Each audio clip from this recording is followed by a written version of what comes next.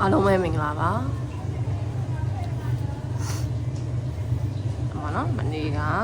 ညနေပဲ8ပတ်တီကိုရှေဝင်လာပါတယ်ဒီနေ့အတွက်ဒီနေ့2ရက်နေ့2ရက်4လ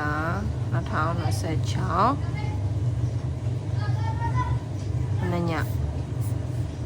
အတွက်4နှစ်ချိန်4နှစ်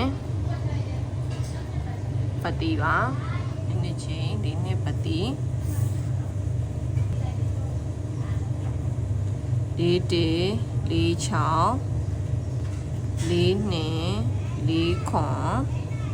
နှစ်တေနှစ်ချောင်းနှစ်နှစ်နှစ်ခွန်ပါ4ခွန်နဲ့နှစ်ခွန်မီးအောင်နော်ဒါကဒီနေ့တော့ပါ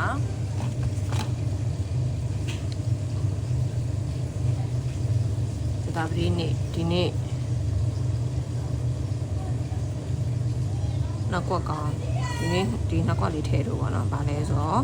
8လေးနဲ့8နှစ်